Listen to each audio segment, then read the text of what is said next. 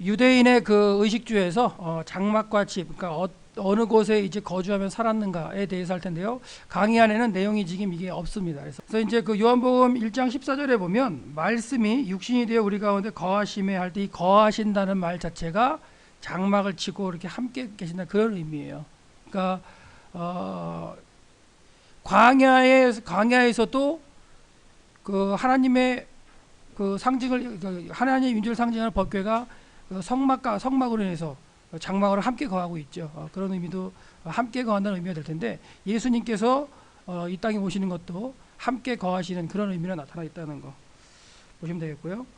이스라엘 백성의 이제 시초라고 볼 수 있는 아브라함은요. 그 위의 세대는 그 노아 이전에 그 세대는 말고요. 아브라함이 도시에 사는 사람이었죠. 갈대아 우르라는 곳에서 이제 정착민으로서 살았을 텐데 그 갈대아 우르에 사는 아브라함을 이제 떠나라고 말씀하시죠. 그래서 떠나는 가운데 하란에 또 머물러 정착을 해서 또 살아요.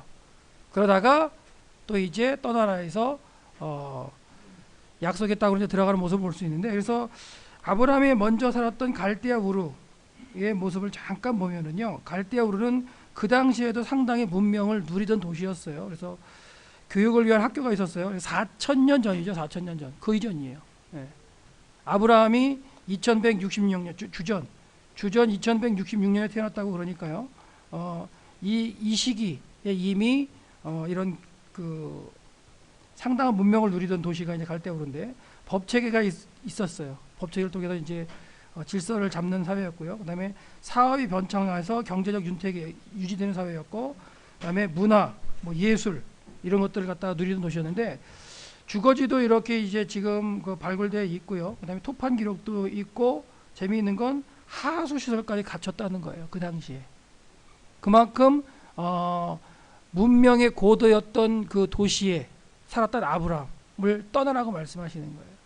그러니까 성경의 기본적인 패턴이 이제 나그네 생활이라는 거, 이 땅 자체가 본향을 향한 나그네 생활이라는 게 이제 성경의 그 흐름이라면, 그리고 히브리 기자도 그렇게 얘기를 하죠. 그렇다면 그 고도의 문명을 누렸던 아브라함을 떠나라고 만드는 그 첫 번째 도시가 갈대아 우르라고 나오죠. 갈대아 우르에서 이제 떠나는 그런 과정이 되겠고요. 떠나서 이제 하나님 말씀대로 진행하다가 하란이라는 곳에 와서 머물죠. 하란. 근데 하란도 상당히 그 부유한, 그렇게 고도의 문명을 누리던 도시예요. 그래서 여러분께서 검색을 해보셔도 되는데 에블라라는 단어를 갖다 검색을 한번 해보세요. 거기도 에블라 문명이 있었어요. 그러니까 아브라함이 2166년에 태어났다 했죠. 그 이전에 이미 에블라 문명이라는 게 하란 지역 그 주변으로 해서 이제 그 알레포 지역까지 해서 문명이 있었던 곳입니다. 그러니까 거기 머물면서도 고도의 문명을 누렸겠죠. 예. 그래서 이제 이 에블라 문명 참 재밌어요. 예, 그 야라는 신이 발견되기도 하고요. 예. 그 야훼 하나님이라는 이름이 고고학적으로 발견된 가장 그 오랜 기록으로 나온 게 이제 이 에블라 문명이거든요. 그래서 여러분이 관심 있으면 한번 찾아보도록 하고요. 오늘은 여기 집중하는 거 아니니까. 그래서 에블라 문명이 있었던 그 도시 모습이네요. 텔 모습인데 시리아 서북부 알레포 남서쪽에 있는 그 고대 도시, 여기서 발굴하다가 이제 BC 3000년경의 고문서들이 이제 막 발견됐었죠. 한 15,000개의 이제 토판들이 발견되는데, 이 정도로 이제 그 지역도 상당히 고도의 문명을 누렸던 도시라는 걸 알 수가 있고요. 글들을 분석해 보면 보리, 밀, 올리브, 무화과, 포도, 석류, 아마 등이 제만됐다는 걸 알 수가 있고, 그다음에 양, 염소, 소, 돼지가 사육됐다는 걸 이제 알 수가 있죠. 그러니까 이런 정도의 문명을 누렸던 하란에 또 머물러 살죠. 머물러 살다가 하나님께 다시 또 말씀하시죠. 본토 친척 아비 집을 떠나라. 그래서 사도행전 7장에는 갈대아 우르 사건을 표현하는 그런 모습으로 나타나고, 창세기 12장은 하란에서 떠나는 본토 친척 아비 집. 그래서 두 개를 비교하면 내용이 좀 정확하게 틀린 게 볼 수 있어요. 그래서 그런 내용을 이제 자세하게 보시려면은 제가 만드는 CD, 그 창세기의 내용, 그 아브라함의 여정 만든 거 보시면 그걸 잘 비교해서 설명했으니까 그거 보시고요. 오늘은 그 파트가 아니니까 넘어갈게요. 그래서 그 지역에서 나오는 이런 어떤 문서, 그 보관소가 그대로 이렇게 발견된 거예요. 그냥 무너지긴 했지만 발견된 게 있어가지고 그 당시 문명이 있었다는 걸 알 수가 있었던 거죠. 에브라 토판 모습이에요. 그다음에 그렇게 이제 고도의 문명을 누릴 수 있었던 건 뭐냐면 그 메소포타미아 지역에 이제 넓은 그 평야와 이렇게 목초지가 있어가지고 문명을 누릴 수가 있었죠. 그러니까 여기도 이제 티그리스 강과 유프라테스 강이 이제 상류 지역인데 결국은 하늘에서 비는 오지 않지만 그렇죠? 범람하는 그 강의 그 물을 공급을 받아서 이제 문명을 누릴 수 있었던 게 고대의 도시들의 특징이었는데 이 고대 문명을 다 누린 게 아브라함이라는 거예요. 아브라함. 그를 이제 빼내시는 장면이에요. 그래서 갈대아 우르에서 떠나서 하란에 머물다가 다시 창세기 12장에서 말씀하셔서 가나안 땅으로 들어가게 만드는 그런 여정이죠. 근데 가나안 땅에 들어가자마자 뭐 세겜, 베델, 그다음에 남방 거할 때 흉년을 만나서 바로 또 애굽으로 들어가죠. 또 애굽에 가서 또 고도의 문명을 또 다 누려요. 다 봅니다. 그러니까 고대의 문명이란 문명은 어떻게 보면 다 접한 게 아브라함이에요. 그리고는 산지 가서 살아. 그게 이제 하나님의 명령이에요. 그리고 이제 나그네라는 개념을 이제 그때부터 이제 주시게 되는 그런 과정. 그리고 하나님만 믿고 살아라는 그런 명령이 나오는데 그렇게 되면서 이제 정착 생활에서 유목 생활로 바뀌면서 반유목민 생활이 되면서 이제 장막을 치고 이제 이동하는 삶이 되는 거죠. 그게 이제 족장들의 삶의 모습이에요. 이동하는 삶. 정착이 아니라. 그래서 세계 역사의 이 세계의 흐름을 보더라도 정착한 농경 민족하고 이동하는 유목 민족 간의 전쟁이라고도 하더라고요. 문명 자체의 싸움이. 그래서 그런 모습도 보는 것도 좋은 관점인데 하여튼간 우리는 지금 족장 시대의 아브라함 모습을 볼 수 있는데요. 아브라함이 애굽에 딱 내려갔을 때 이런 어떤 고왕국 시대의 이 피라미드 이미 봤을 거예요. 이미 아브라함보다 훨씬 먼저 있었던 거니까. 이 고도의 문명이 어떻게 알 수가 있냐면요. 이 피라미드를요 공중에서 보면 이 사방의 모습이 동서남북의 방향을 정확하게 맞습니다. 그리고 이 카프카 멘카월의 이 피라미드가 할아버지 아버지 손자 이 피라미드인데 이 피라미드의 이 각도가요 정확하게 일치합니다. 정확하게 그 정도로 그 고대에도 이런 어떤 정확한 그 계산 가운데 짓는 문명이 있었어요. 오히려 이 시대보다 더 발달했을지도 모르죠. 피라미드를 어떻게 만들었냐 이것도 이제 막 고대의 궁극거리 중에 하나인데 보세요. 지금 이렇게 경사면이 딱 보이죠. 이런 식으로. 그러니까 이런 고도의 문명을 갖다가 있었던 애굽에 가서도 그걸 보고 오죠. 그래서 그런 아브라함을 이제 하나님께서 약속의 땅에 머물러라 이런 말씀을 하시고요. 이거 카프라 피라미드에 있는 스핑크스 모습이죠. 그러니까 이런 모습들을 아브라함이 이제 애굽 가서 거의 다 봤을 거라는 거예요.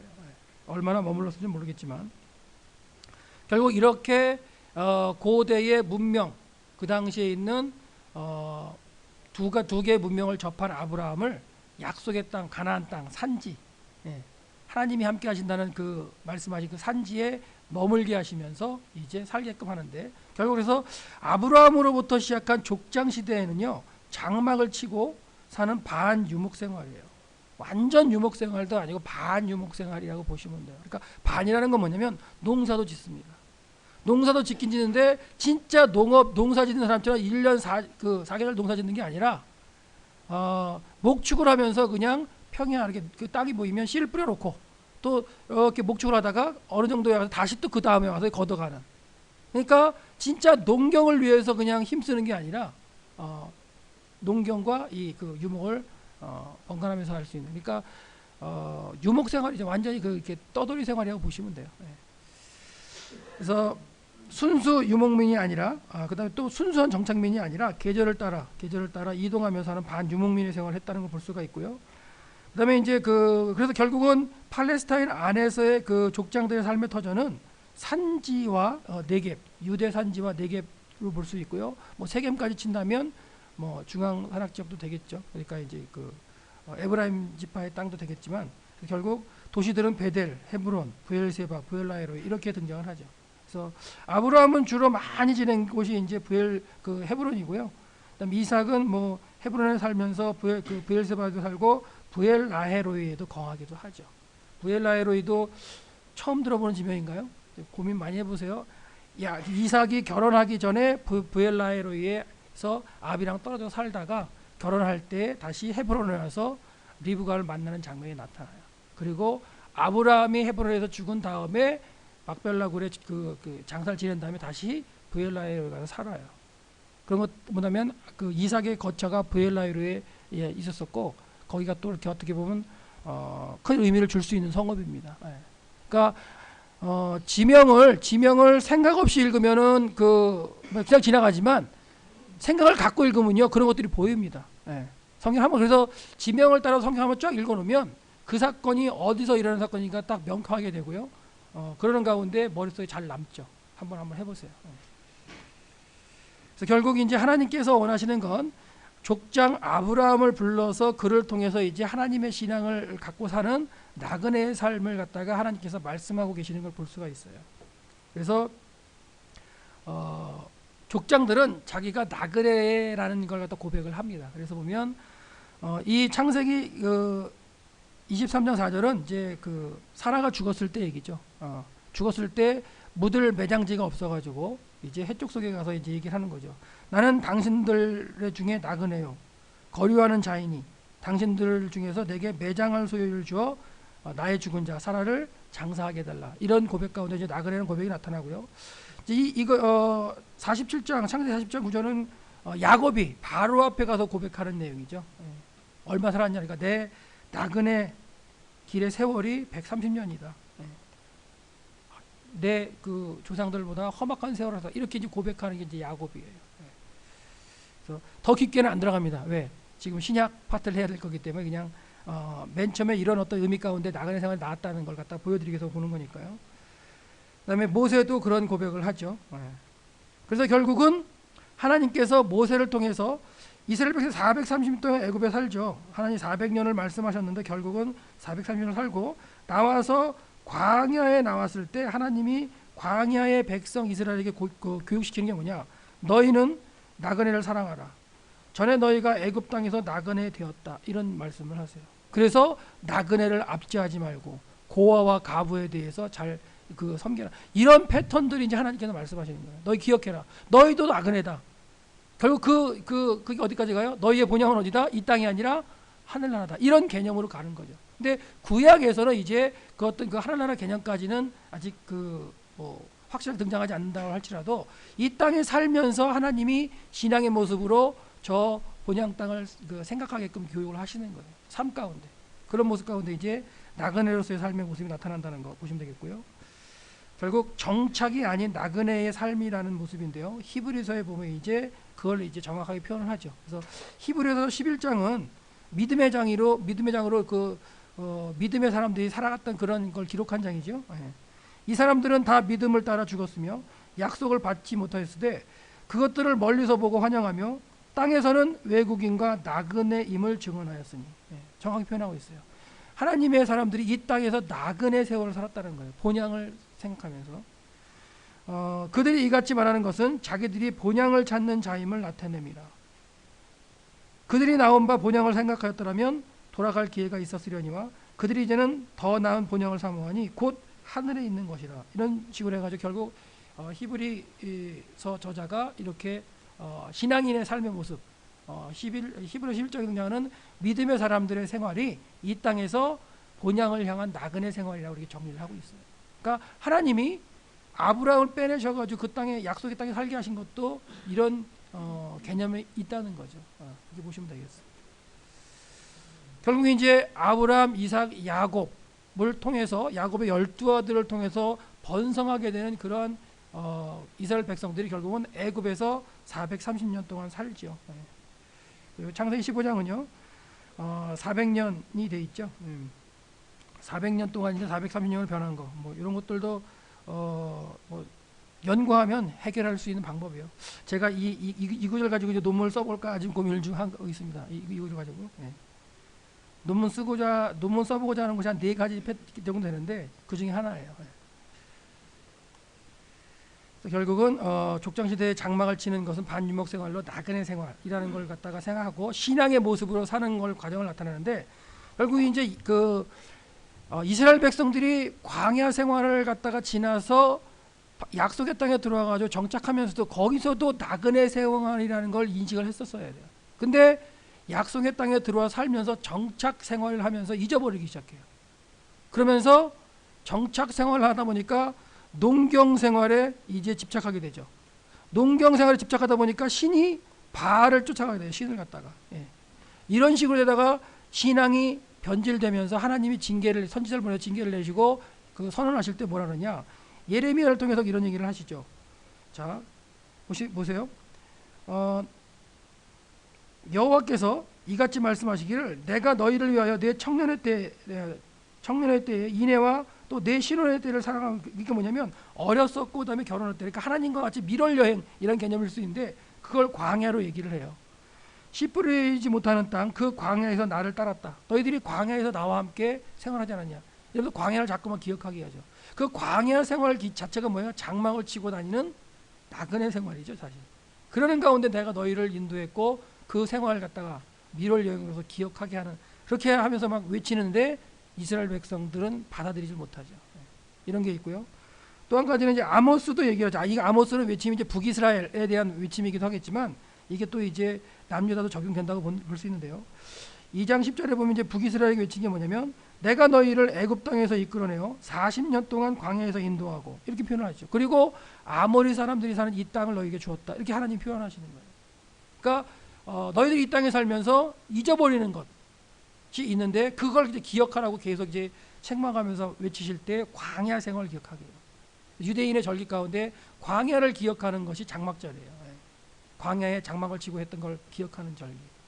그러니까 결국은 하나님께서 원하시는 것, 이 땅에 소망을 두고 이 땅에 소망을 둬서 정착하는 게 아니라 신앙 자체는 본향을 향하는 신앙이라는 걸 어떻게 보면 생활 가운데 이제 깨닫게 하시는 그런 과정을 볼 수가 있어요.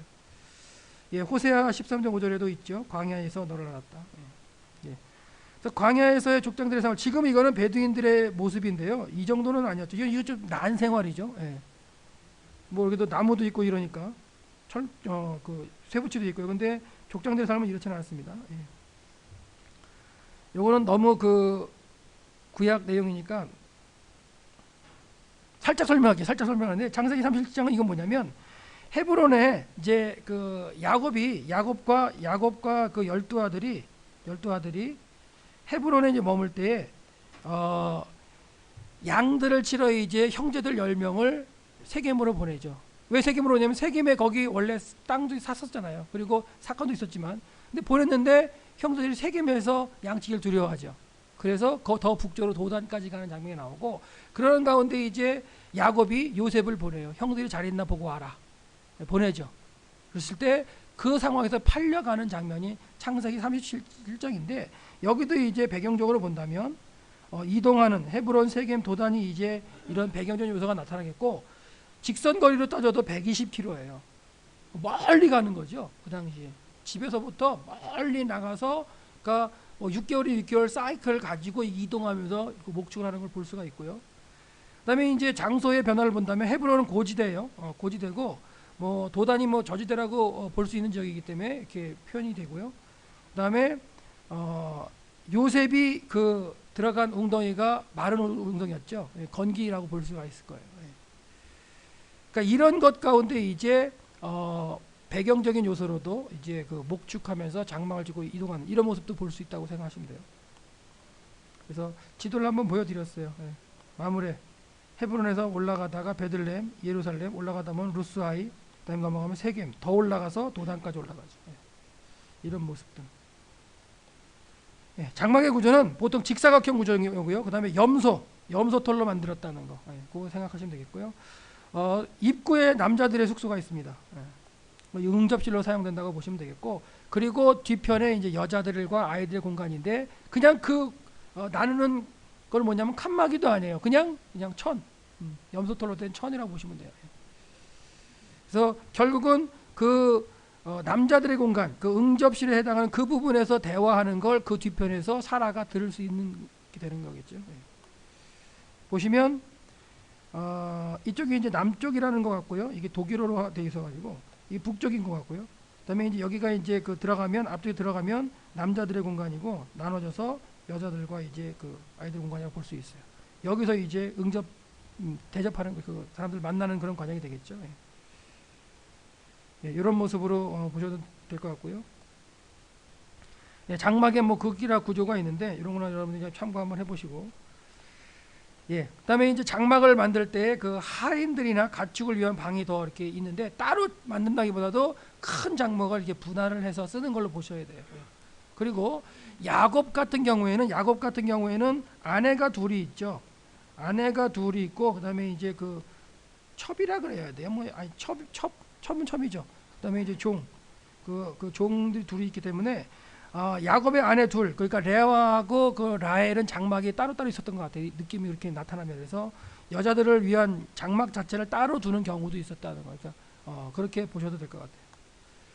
예, 베두인 텐트 이런 식으로 치고서 살았을 거라는 거죠. 예, 그래서 그 가장 그래도 성경 시대의 삶의 모습으로 사는 사람들이 이 시대에는 베두인, 예, 광야에 사는 베두인이라고 볼 수 있어요. 이 베두인의 종류도 여럿이에요. 그들이 어떤 가축을 치느냐에 따라 여럿이에요. 예를 들어 낙타를 치는 그 베두인들은 가장 그 안 좋은 땅, 물도 없고 막 이런 땅. 그 다음에 양, 염소를 친다 좀 더 나은 사람들. 소를 친다 진짜 풍요한 사람들이죠. 먹는 거에 따라 이렇게 틀려져요. 그러니까 그만큼 또 나눠지는데. 장막의 내부를 보면요, 장막은 정착하는 집이 아니에요. 항상 이동할 수 있는 임시 거처예요. 임시 거처. 그러니까 내부를 막 그 치장하고 잘 만들진 않겠죠. 그런 걸 기본적으로 생각하시면 돼요. 그래서 간단하게 바닥을 까는 자리 있고 잠자를 위한 뭐 거의 그 적당한 게 있고, 그다음에 잘 때도 그냥 옷 입고 그냥 자면 되니까요. 그 정도 되면 되겠고요. 그다음에 그 장막의 중앙에 곡식자리로 쌓여 있다 이런 표현들을 보시면 돼요. 이게 이제 지금 이제 그 베두인의 그 장막 안에 들어가서 찍은 모습이죠. 이게 좀 보시면 돼요. 염소털로 만든 걸 보시면 이렇게 구멍이 숭숭 뚫린 것 같죠? 예, 지금 건기일 것 같아요. 예, 사진 상황으로 제가 찍은 게 아니라.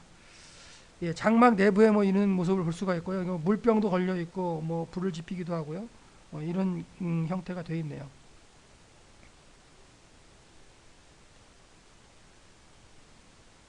예, 그다음에 이제 그 밤에는 또 불을 밝힐 등잔도 필요하겠죠. 예. 그다음에 그 낙타를 몰고 다니는 여유가 있는 천막 안에서는 이제 낙타에 대한 장구가 그 놓여 있을 수 있는데 그게 이제 결국은 라반이 왔을 때 라헬이 그 깔고 앉아서 숨긴 드라빔을 숨긴 그런 그 상황을 보시면 되겠습니다. 예, 장막 내부에서 이렇게 뭐 일을 할 수 있고요. 그다음에 이거는 이제 가죽 부대로 아무래도 흔들면서 치즈를 만드는 모양인 것 같아요. 예.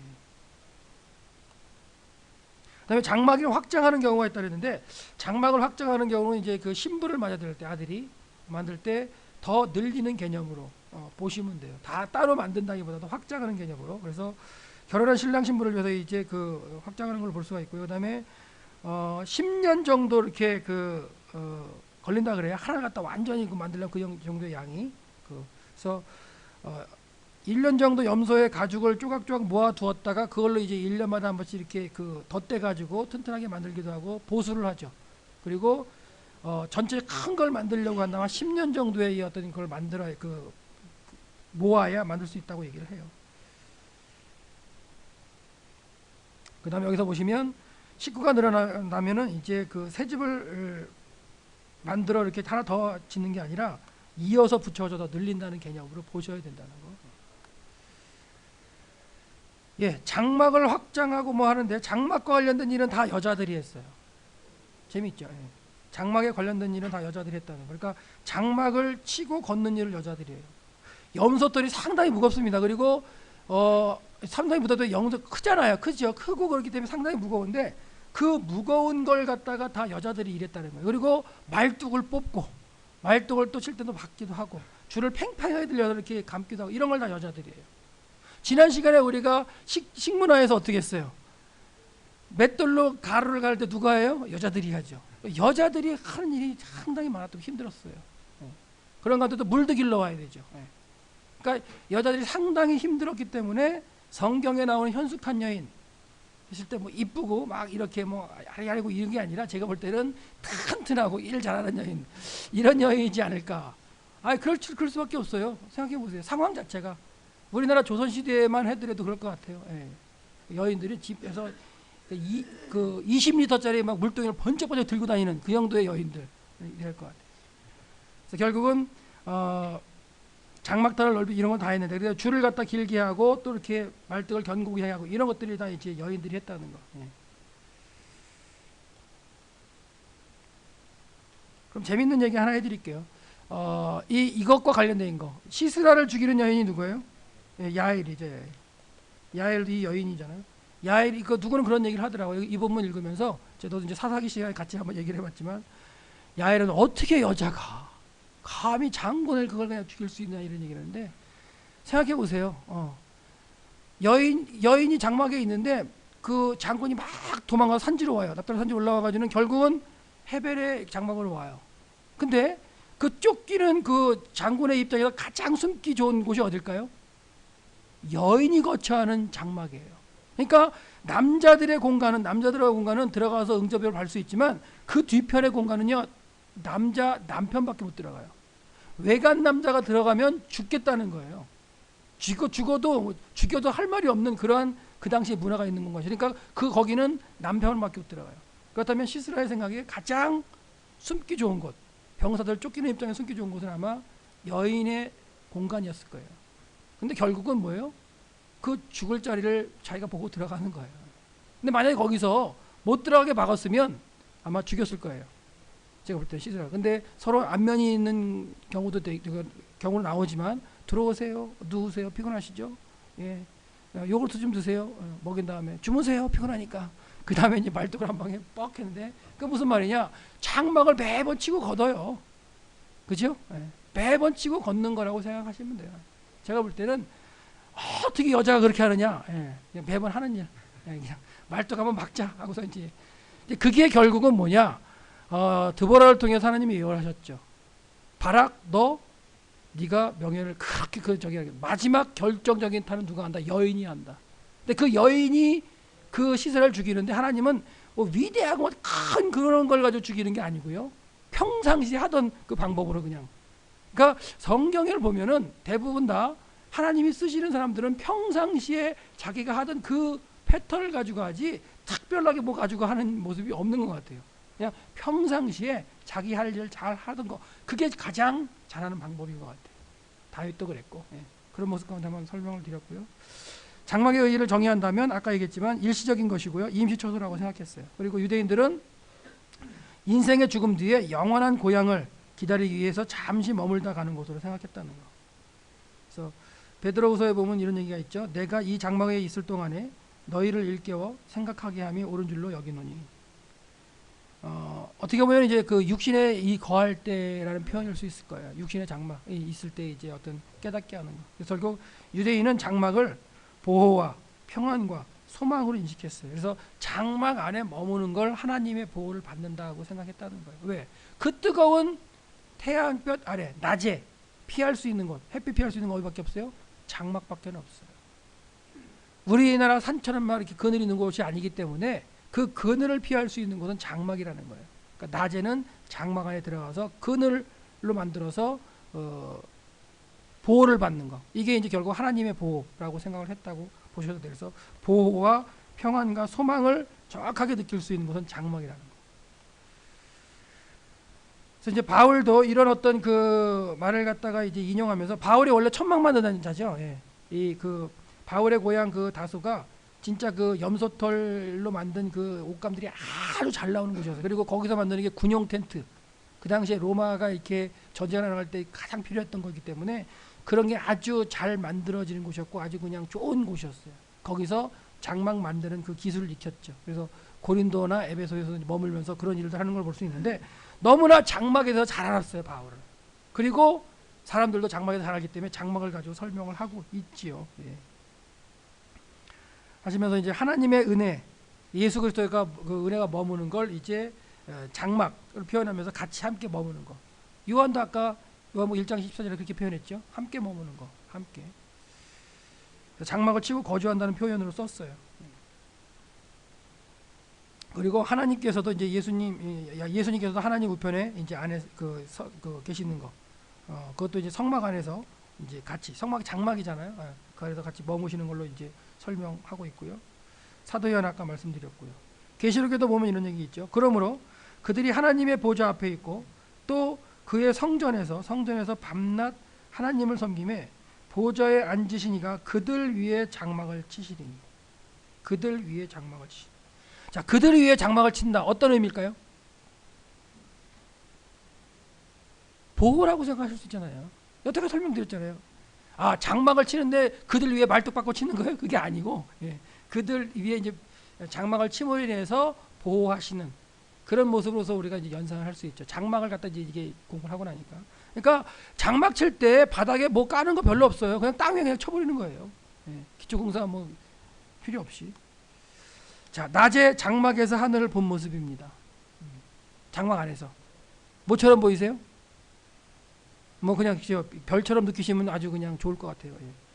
뜨거운 태양을 갖다 피하는, 그걸 갖다 장막 안에서 피하는데, 낮에 장막 안에 이렇게 그늘 아래 있으면서 뭐 할까? 잠만 잘까요? 예. 매일 자는데 밤에도 자고. 그보다는 장막 안에서 이제 신앙 교육이 이루어지는 공간이라고 볼 수 있다는 거예요. 유대인의 개념 가운데는 장막에 거한다, 장막 안에 있다, 함께 있다. 이게 뭐냐면, 장막 아래 함께 있다는 건 뭐냐면 손자, 자녀와 함께 머물면서 신앙을 가르치는 모습으로 등장한다는 거예요. 마마보이가 아니고, 예. 야곱이 장막에 거했다, 리브가 함께 있는 치마꾸러리를 들고 다니는 그 마마보이예요? 예. 그런 식이 아니고요. 예. 그건 우리들의 생각이고, 예. 우리들의 생각이고. 그래서 이제 밤하늘의 별을 볼 수 있는데, 하나님께서 이렇게 말씀하시죠. 아브라함을 데리고 이제 교육을 하시면서 장막 밖으로 내려가서 하늘을 보게 하시는 장면이잖아요. 그래서 내 자손이 이와 같을 거예요. 그 교육하시는 그런 패턴이 등장을 하죠. 그래서 결국은 그 당시부터인지는 몰라도 장막 아래에서 거하면서 한다는 그런 의미가 가르친다는 표현이 될 수 있다는 거예요. 충분히. 그래서 낮에 장막을 통해서 보호하시면서 그 아래서 아마 하나님이 가르쳐줄지는 몰라요.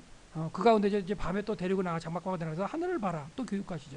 그런 장면들을 연상하면서 그게 후손에게 이제 가르쳐지는 그런 모습들로 보시면 되겠어요. 자, 하나님이 그를, 아브라함을 이끌고 밖으로 나가 가라사 하늘을 우러러 뭇별들을 셀 수 있나 보라. 또 그에게 이르시되 네 자는 이와 같으랴. 교육하시는 거예요. 아들 전혀 없는 거, 씨가 없는 상태에서. 그래서 이제 이런 말씀도 있죠. 이제 신명기를 통해서 모세가 하시는 말씀 보시죠. 예. 옛날을 기억하라, 역대 연대를 생각하라. 아비에게 물으라는 얘기예요. 그래서 아이들이 참 잘 물어요. 유월절 때도 물어요. 유월절 때도 왜 우리가 다른 날은 참 이렇게 그 누룩을 넣은 부들부들한 빵을 먹는데 왜 오늘은 이렇게 딱딱한 빵을 먹어요? 그러니까 그 모임 가운데 가장 나이가 어린 애가 묻게끔 만들어요. 그러면 가장 연장자인 사람이 그거에 대답을 해요. 왜 오늘은 이렇게 쓴 나물과 또 이렇게 또 달콤한 소스를 먹나요? 다른 나라 안 그런데? 그럼 또 대답하고. 그러니까 그런 과정들을 하나님께서 자손에게 가르쳐서 이렇게 하나님의 말씀 또는 하나님의 신앙생활, 하나님의 유업, 이걸 물려주게끔 되어 있는데 그걸 언제 교육하겠냐 이거예요. 네. 정신이 맑은 낮에 장막 밑에서 할 일 없을 때 그렇게 하겠죠. 그러니까 할 일이 없어서 성경 공부한 게 아니라 이제 장막 안에서 성경 공부, 신앙적인 공부를 한다고 생각하시는 게 가장 의미가 있겠죠. 절대 마마보이라고 생각하지 마세요. 결국은 어른들에게 물으면 그들이 대답해 주는 거. 그건 이미 하나님이 아브라함을 택하셔서 말씀하신 게 뭐냐면 내가 너를 택한 건 너의 자손에게 공도와 법도를 가르쳐라. 그걸 위해서 널 불렀다고 말씀하시는 거예요.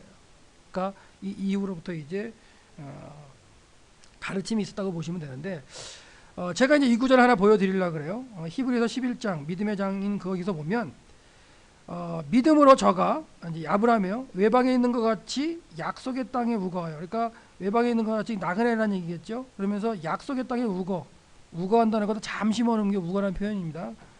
구르라는 표현이죠. 동일한 약속을 유업으로 함께 받은 이삭과 야곱과 더불어 한 장막에 거하며. 자 보세요. 아브라함이 이삭과 야곱과 함께 동일한 장막에 거했대요. 이게 맞는 표현이에요. 여러분들 숫자 좀 계산하면서 성경 읽으세요. 아브라함이 100세에 이삭을 낳죠. 이삭이 60세에 야곱을 낳아요. 야곱과 에서를 낳죠. 그러면 야곱과 에서가 태어나는 게 아브라함 160세 때입니다. 15년은 같이 살 수가 있어요. 여기 분명히 나오잖아요. 동일한 약속을 유업으로 함께 받은 이삭과 야곱과 더불어 장막에 거했다. 에서는 어디 갔나요? 네, 에서는 아마도 장막에 거했지만 밖에 나가는 걸 좋아했다고 표현 나오죠. 그런 것과 더불어 문제는 뭐냐? 동일한 약속을 유업으로 함께 받은 거예요. 하나님에게 받은 그 유업을 누구를 통해서 흘러가느냐? 이게 어떻게 보면은 포인트일 것 같은데요. 우리가 뭐 집에 가족의 그런 것도 우리 연구해봤지만 아비의 유업, 할아버지의 유업이 누구를 통해서 흘러가는 게 정상이에요? 장자, 그렇죠? 큰 아들, 장자를 통해서 흘러가는 게 그 당시에 정상적인 패턴이고 문화였어요. 근데 그 야곱은 태어나기를 차대로 태어났어요. 쌍둥이였는데. 그래서 야곱이 계속해서 이 유업이 물려지는 그게 결국은 저는 이제 신앙으로 생각하거든요. 하나님의 어떤 아브라함을 통한 신앙의 모습을 이어가는 계통으로 야곱이 하려고 노력했다고 저는 생각하면서 보는데요. 그래서 결국은 장자권을 일단 획득하기 위해서 팥죽 가지고 얘기를 하죠. 근데 에서는 경홀히 여겼다는 표현을 쓰죠. 그냥 뭐 쉽게 그래 알았어. 배고픈데 뭐. 근데 그게 결국은 아무것도 안 되는데 그게 축복권까지도 이제 빼앗기게 되는 어떤 과정이 돼버리죠. 그러니까 리브가는 알죠. 리브가는 하나님의 그 뜻이 야곱에게 있다는 걸 알죠. 왜? 하나님 계시를 주시니까요. 큰 자가 작은 자를 섬기리라. 그런 과정 가운데 이제 표현하는데 결국 장막에 거하면서 족장들이 장막에 거하면서 이렇게 함께 있었다는 걸 우리가 볼 수 있다는 거예요. 그래서 이 표를 한번 보시면 이게 이제 제가 이제 대학교 때 정리한 거예요. 사실은 이제 성경 읽으면서 저는 워낙 그 숫자에 강하기 때문에 그러니까 성경에 숫자 나오면 그 계산해 봐야 되고요. 지명 나오면 찾아봐야 되고 이렇게 성경을 읽게 하셨어요. 하나님이. 그래서 숫자 나오면 다 계산하고 그래서 이미 이런 표들은 대학 다니면서 다 이제 정리했던 것 같아요. 그래서 나중에 이제 저는 저만 이렇게 정리한 줄 알았어요. 근데 신학교 와가지고 딱 책을 보는 순간 학자들이 다 해놨더라고요. 학자들도 뭐 보니까 뭐 구약서는 딱 폈는데 와 이게 딱 있더라. 와 이 사람들도 잘 이렇구나. 근데 비교해 보니까 거의 다 맞아요. 이게 제가 만든 표. 그래서 재밌는 건 뭐냐면 아브람, 이삭, 야곱 여기 순서대로 만들어낸 거예요. 표. 그래서 이렇게 옆으로. 근데 학자들도 이렇게까지는 안 만들었어요. 근데 저는 사건 자체를 이렇게 다 이렇게 그 연도별로 해가지고 쫙 옆으로 만들어놨죠. 재미있는 건 따져보면 노아가 이때 죽어요. 이때. 그러니까 만약에 그 연대 창세기의 연대가 그 태어나고 하는 그 연대가 지금 우리 시대의 연대하고 맞게 된다면 같은 그 개념으로서 볼 수 있다면 재미있는 현상이 나타나죠. 노아가 아브람 때까지 살아요. 연대로. 노아가 350년인가 더 살잖아요. 그죠?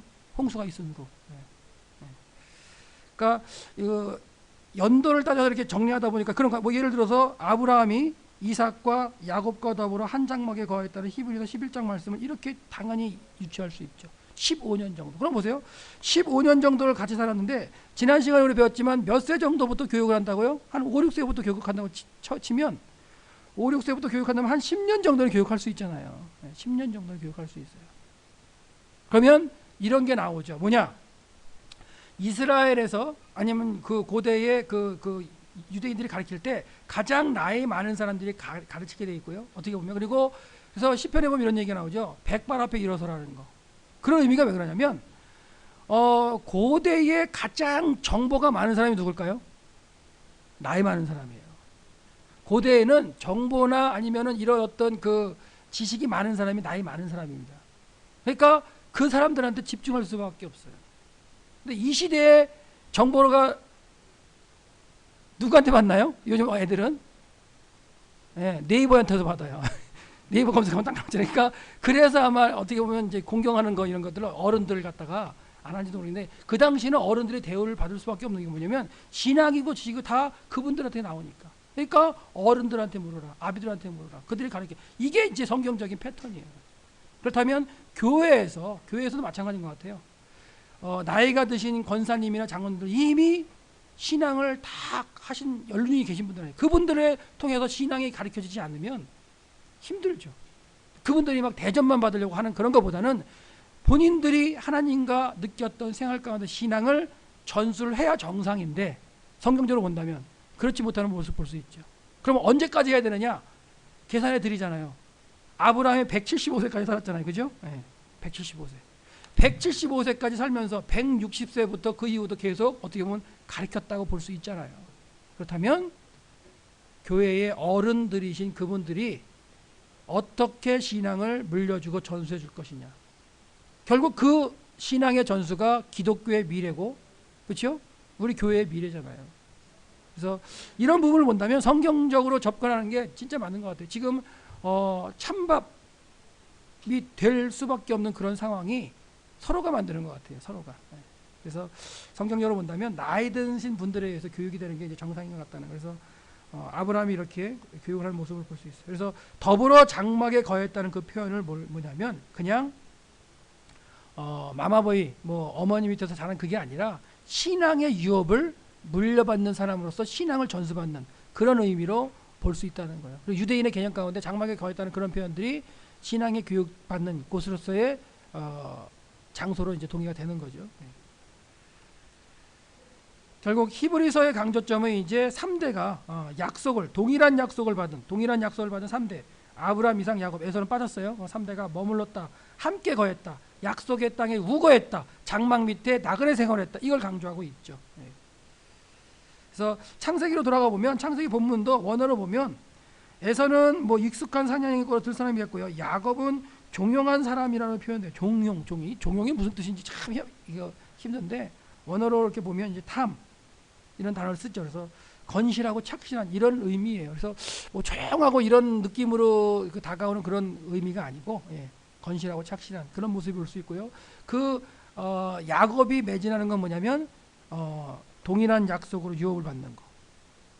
하나님이 아브라함한테 그러잖아요. 네가 낳을 이삭에게 다시 약속하겠다. 또 야곱이 헤브론에서 브엘사바를 거쳐가지고 애굽으로 가죠. 요셉이 이제 초청했으니까. 그랬을 때 내려가기를 거부해요. 싫어해요. 애굽으로 내려가는 거. 왜? 애굽으로 내려가지고 아브라함이 당한 것도 많이 알고 있고요. 이삭이 애굽으로 안 내려가고 브엘세바에서 거울면서 그랄에 거하면서 하나님과 그 했던 신앙에 다 전수받았을 거예요. 그러니까 야곱은요 헤브론에 살다가 요셉이 보낸 수레를 타고 내려가다가 애굽으로 내려가는 걸 두려워해요. 그러니까 하나님은 뭐라 하시냐면 브엘세바에 머물 때 꿈속에 나타나셔가지고 야 내려가라. 내가 너를 다시 이 땅으로 올리겠다고 약속을 하세요. 계시. 그러면서 야곱에게 다시 한번 약속하시는 걸 볼 수 있는데 그런 동일한 약속을 갖다가 받은 3대가 머무는 게 장막 안에서 머물고 있다는 거예요.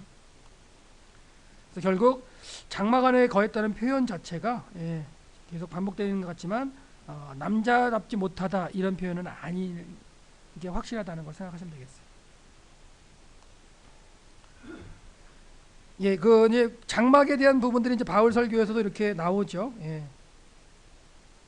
자, 만일 땅에 있는 우리의 장막집이 무너지면 하나님께서 지으신 집, 곧 손으로 지은 것이 아니요 하늘에 있는 영원한 집이 우리에게 있는 줄 아나니. 이거는 이제 여기 장막집은 우리가 그 사람이 사는 그런 장막이 아니겠죠. 육신이겠죠, 육신. 그래서 육신이 무너지면 죽으면 이런 표현일 수가 있을 거예요 아마. 그래서 하나님께서 만드신 영원한 집에 있다는 걸 이제 바울이 이렇게 외치고 있습니다.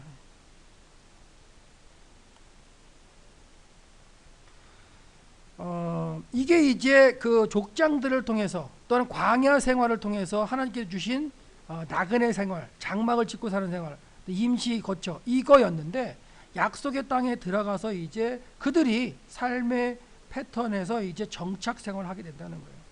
정착 생활을 하면서 농경 생활로 가야 되니까 농사를 짓는 기술을 누구한테 봐요? 원래 살고 있던 원주민한테 배워보죠. 그러다 보니까 결국 그들의 신앙과 풍속을 쫓아서 가나안 주민께 동화가 되는 걸 볼 수가 있어요. 그리고 또 한 가지는 그러면서 이제 무역하는 것들을 배우고 주변 나라와 교역하는 걸 배우고 이러다 보니까 이제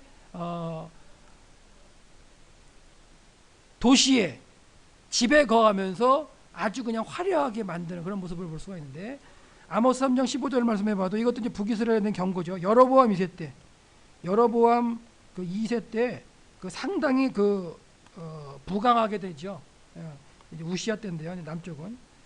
그래서 이때의 주변 정세, 세계적인 주변 정세가 아시리아도 내전이라든가 이제 동쪽에서 오는 그런 세력 때문에 이제 관여를 못하고, 그다음에 시리아, 아람도 결국에 이제 아수르한테 한번 이렇게 그 전쟁을 통해서 한번 징계를 받았고 해가지고 그 당시에 주변에 강력한 세력이 없었어요. 애굽도 완전히 그 리비아 쪽에 있는 그 사람들이 와가지고 왕조를 그 만들면서 팔레스타인을 갖다 이렇게 힘을 쓰지 못했어요. 그럴 때 이제 팔레스타인이 남왕국과 북왕국이 갈라져 있긴 하지만 그 당시가 다시 한번 번영하는 그 시대가 되는데, 그렇게 번영하면서 여러 번 있을 때 어떻게 되느냐, 주변 나라에서 많은 무역을 해서 좋은 물건들이 많이 들어오고요. 상하 같은 것들을 수입해 가지고 집을 짓기도 하고, 그래서 이제 사는 거죠. 그래서 결국은 뭐라고 그러냐면, 겨울궁과 여름궁을 갖다가 내가 치겠다, 너희들이 상하궁에서 사는데, 그렇게 해서 하나님의 징계가 내리겠다는 걸 이제 아모스를 통해서 외쳐지는 모습들이 보이죠. 결국은 뭐냐, 이들이 집을 짓고 그렇게 의리하게 짓고 산다는 자체가 뭐냐면 개념 자체가 틀린 거예요. 하나님이 원하시는 그런 개념이 아니라 이제 영원할 거다. 그러니까 이 당시에 여로보암 2세 때에 그 찬란하게 누려지는 문명, 경제적인 번영, 정치적인 번영 자체가 북이스라엘 사람들에게는 영원하다고 생각하는 거예요. 여호와의 날이 있는데 아주 좋은 날로 이제 이들은 인식되는 거죠. 하나님은 징계를 내리시려고 하고 생각하고 계시는데, 그러니까 그런 것 가운데도 어떻게 보면 그 주어진 땅에서 나그네 생활을 통해서 신앙을 갖다가 개혁하지 못하고 그 정착하면서 그들의 신앙이 번질될 때 하나님이 외치는 모습은 이제 선지자를 통해서 이제 징계의 모습이라고 볼 수 있죠. 예, 이건 이제 헤롯 시대에 이제 여리고에 있는 겨울 궁전이에요. 헤롯도 겨울 궁전, 여름 궁전 다 나눠서 이제 살았어요. 고고학적으로 여리고에 가면 있는 겁니다. 여기 와디켈트가 이렇게 내려오고, 저기 그 남아 있는 헤롯 시대 궁전의 모습이요. 여기 이제 와디켈트가 이 건너편에도 이제 또 모습이 있는데 이런 식이죠. 와디켈트가 가운데 흘러가고 양쪽에 궁전들이 있고, 풀장 있죠, 풀장. 헤롯이 피부병이 있으니까 유대 광야에서 흘러내리는 물을 갖다가 일로 끌어들여 가지고 자기 풀장을 만들어요. 그런 모습도 볼 수 있어요. 이게 이제 그 헤롯의 그 궁전 타워 모습이네요. 와디켈트가 흘러나가고요. 여기가 지금 보시는 데가 여리고 평지예요. 요 앞으로 하면 살짝 요단강이 흘러가고요. 이쪽 편이 동편 그 산지예요, 산지. 지금의 요르단 땅. 결국 이제 이스라엘이 이제 집을 짓고 거하게 되면서 바뀌게 된다는 거죠. 여호수아 인도하에 들어가서 살다가 가나안 땅을 정복하여 완전히 다 몰아내지 못하고 같이 농업생활을 하며 살면서 그들의 문화에 동화되는 거. 그다음에 도시들과 성읍들을 점령하여 살긴 살지만 이제 거주 형태도 이제 그 이동생활을 접고 이제 정착생활을 하게 되고 이런 식이 되죠. 그래서 포로기 후에도, 그렇죠? 포로로 잡혀갔다 와서도 성전 자체는 아직 지어지지 완성이 안 됐는데 판벽한 집에 거하면서 막 책망받는 모습도 느헤미야를 통해 나오죠. 그런 모습들이 결국은 이들의 삶의 그 거주 방식 자체가 하나님이 원하시는 방식이 아니었다는 거예요.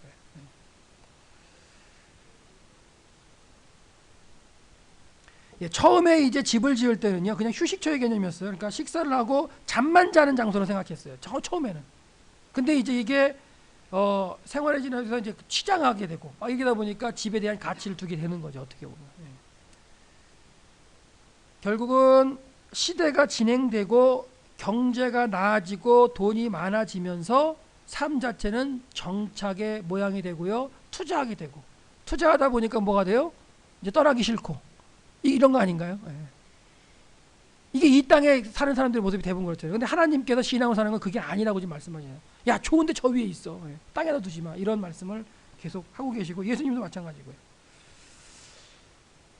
그 말씀입니다. 정착하면서 이제 책망을 받는 거. 이전이 황무할거늘 너희가 이때에 판벽한 집에 거하는 게 가하냐, 뭐 이렇게 이제 책망을 받기도 하죠. 그래서 이제 집을 지을 때도 이제 샀을 때 집 자체가 하나님이 주신 축복이라고 생각해서 처음에는, 왜? 그러면서 거기에다 많은 가치는 안 뒀죠. 그래서 하나님께서도 집을 짓고 낙성식을 안 한 사람은 전쟁에 안 나가도 된다, 이런 말씀도 하셨어요. 그런데 그걸 어떻게 점점 더 치장하고 가치를 점점 두게 되다 보니까 바뀌는 거죠, 그죠? 단지 그냥 거처로서만이 아니라. 단칸방의 집이 이제 주로 살았고요. 별로 크지 않습니다. 한번 보여드릴게요. 벽도 뭐냐면 흙벽돌 집이고 이렇게 이제 그 틈새를 갖다가 이제 진흙을 메웠기 때문에 이런 말이 나오죠. 도적이 와서 구멍을 뚫고 도적질한다. 벽을 갖다 구멍 뚫는다는 얘기인데 이게 가능한 거예요 그 당시에. 지금이야 시멘트니까 못 뚫지만 그냥 충분히 가능한 얘기고요. 그 다음에 집을 뚫는다는 표현을 가끔 하잖아요. 이런 것들이 그 당시에는 집을 그렇게 졌기 때문에 가능합니다. 이게 집의 모습이에요. 이게 이제 그 이후 시대 모습인데 카츠린에 가면 있는 그 우리나라 민속촌처럼 해서 만들어 놓은 곳입니다. 이게 돌을 쌓아 올리는 거 볼 수 있죠. 이 사이사이에 이렇게 이제 진흙 같은 걸 넣어가지고 이런 걸 파내면은 무너지는 거죠. 뚫어지고. 예. 돌로 지은 벽은 돌 사이 틈새가 있어서 뱀이 쉽게 들어올 수가 있어 이렇게 머물 수 있기 때문에 그런 얘기도 하죠. 마치 사람이 사자를 피하다가 곰을 만나거나 혹 집에 들어가 손을 벽에 대었다가 뱀에게 물린다. 가장 안전하다고 생각하는 집에 들어가서도 손을 벽에 대었는데 물리는 그런 과정들이 이제 표현이 되는 게 그 당시에 이렇게 살았어요. 그러니까 그걸 예화로 드시는 거예요. 하나님께서, 예수님께서. 창문도 있었는데 창문은 그렇게 크지 않아요. 조그만 창문이 하나 정도 있습니다. 높은 곳에 위치해 있고 이게 이제 그리고 부를 때는 그 화덕 옆에 있어가지고 굴뚝 역할을 하기도 하고요. 그러니까 조그만 게 위쪽에 하나 나 있어요. 그러니까 집 자체는 상당히 어두워요. 방에 들어가면. 네, 이 정도입니다. 네. 이거 뭐 얼마 안 큰 거예요? 한 제가 볼 때 찍어는 한 20cm, 20cm 되려나요? 이렇게? 그 정도 되더라고요. 그래서 집안에서는 근데 그 창문, 그 조그만 창문이 빛이 들어가는 거의 그 유일한 거죠. 그다음에 문도 들어오겠지만 결국은 농촌에서는 단칸방 집에서 해가 뜨면 문을 그냥 하루 종일 열어두고 살아요. 빛이 들어와야 되니까. 문까지 닫아버리면 창문밖에 없으니까. 도시에서는 이제 문을 닫긴 하는데요. 예. 결국 이런 게 이제 집의 구조의 모습이라고 볼 수 있어요. 이게 이제 문이네요. 돌적이가 있어가지고 이렇게 왔다 갔다 하는 걸 볼 수가 있고요. 여기 이제 매주자도 달려 있네요. 하나님을 기억하기 위해서 집 들어가는 입구에다 이제 붙여놓으라고 하나님이 말씀하신 그 말씀대로 붙여놓은 매주자가 보이고요. 예, 돌적이에 대한 얘기 다문서에 나오고요. 그다음에 이제 그 집에 들어가면 집이 이제 두 부분으로 나눠집니다. 그러니까 바닥 부분이 있고 살짝 해서 이렇게 약간 공간이 이렇게 올라가는 공간이 생겨요. 그래서 밑에 부분은 이제 보통 짐승들, 양념소들도 넣어놨다고 하고요. 사람들의 머무는 공간 이 공간이라고 그러는데 왜 짐승들을 갖다 같이 집 안으로 데려오고 들어오냐면 난방이 없어요. 난방할 수 없습니다. 겨울철에는 춥잖아요. 그러니까 짐승의 어떤 체온도 같이 이제 느낄 수 있을 정도가 되기 때문에 그렇게 했다고 합니다. 그래서 집안이 두 부분으로 나눠지고요. 문 가까이는 평평한 땅을 다져가지고 그냥 바닥을 놓고 방은 약간 높게 만들어 놨고요.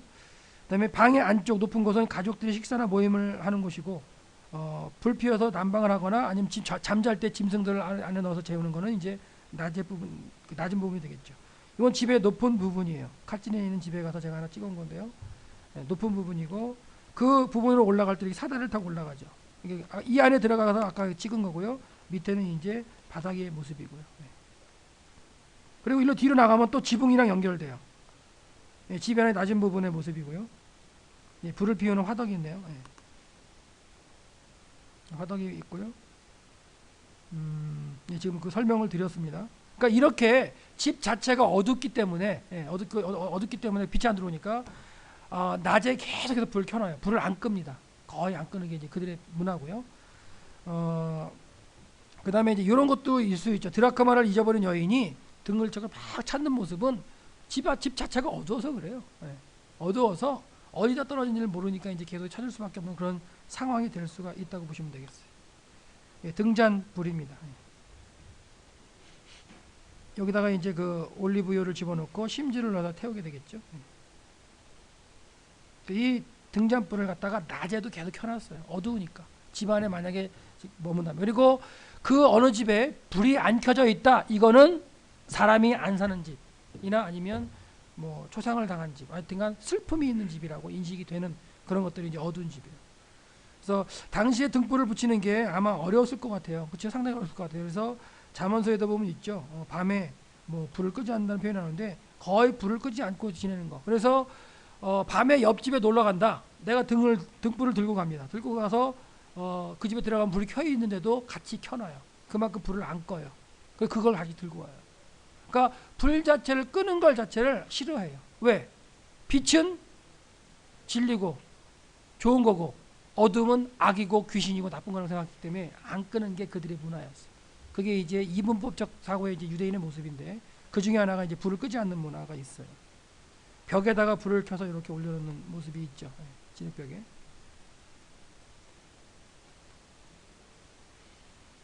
예, 그런 말씀을 드렸네요. 불을 끄지 않는 문화고 빛과 어둠에 대한 개념이 있었다는 거. 그래서 결국은 이렇게 되다 보니까 기름을 준비해 가지고 다니는 게 기본이라는 거예요. 그래서 열처녀 비유 가운데 지혜롭지 못한 미련한 처녀들은 기본도 준비를 못한 거라고 보시면 돼요. 기본입니다. 그래서 보세요. 본문에도 나와요. 미련한 자는 등만 가지고 가죠.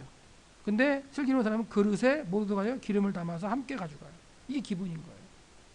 기본도 못한 거고 나눠주지 못했어요. 예. 내가 쓰기도 부족한 거예요. 예.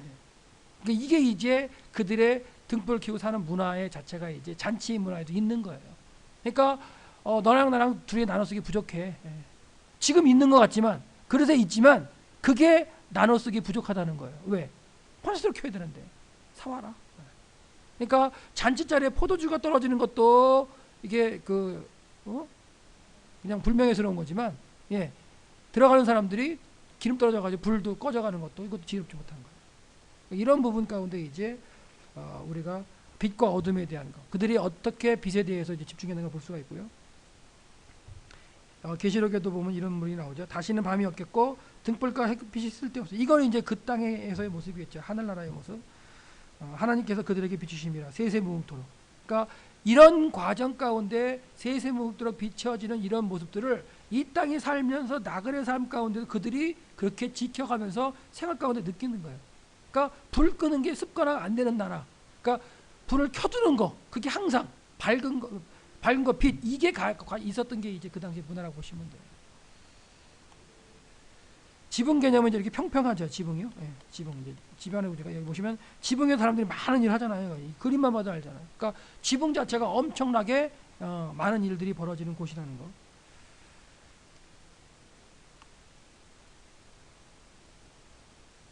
예, 예수님 시대의 그 모양을 갖다 만들었는데 이것도 보면 도시들도 이렇게 지붕들이 다 있죠. 예, 그래서 어떻게 보면 막 지붕을 타고도 막 이렇게 돌아다닐 수 있게끔 돼 있습니다. 예. 옆 지붕을 타고 막 날라요. 영화에서 그런 거 가끔 보기도 하는데 예.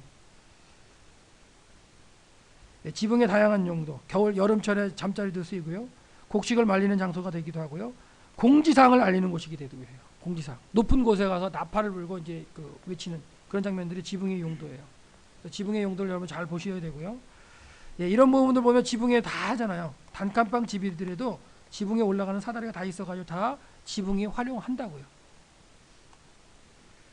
기도의 장소로도 이용이 됐어요. 예, 베드로가 이제 시간이 돼서 이제 기도하는 장면도 나오죠. 위급한 경우에는 도피로도 됩니다. 그래서 지붕 위에 있는 자는 뭐 가지고 내려오지 말라, 도망가라.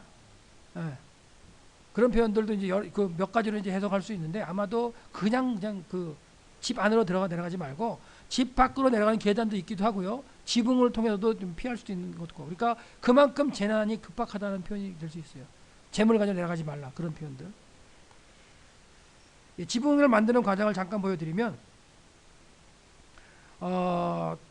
돌이나 흙으로 쌓은 다음에요. 그 다음에 그 벽과 벽을 가로지르는 뽕나무로 대답을 쫙쫙 연결해요. 그리고 그 위에다가 이제 이렇게 종려나무 가지나 이런 걸 가지 같은 걸 올려가지고 한 다음에 진흙을 넣어 다지게 되는데요. 보여드릴게요.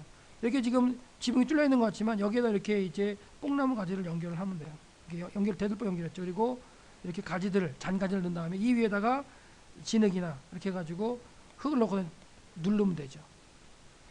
그래서 이렇게 만들어진 이제 그 지붕을 이제 굴림대로 다져야 돼요.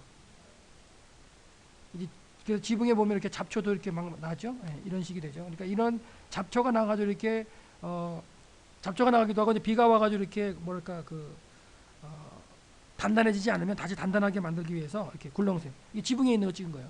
이 지붕 굴렁쇠를 왔다 갔다 해가지고 이제 단단하게 만들죠.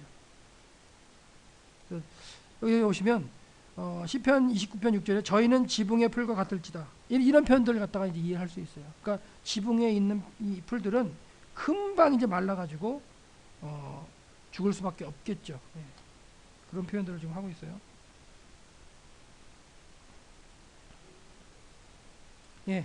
지붕을 아무리 단단하게 다닌 자에도 비가 오면 이제 새게 됩니다. 그런 경우가 이제 잠언서에 보면 이제 나오죠. 예.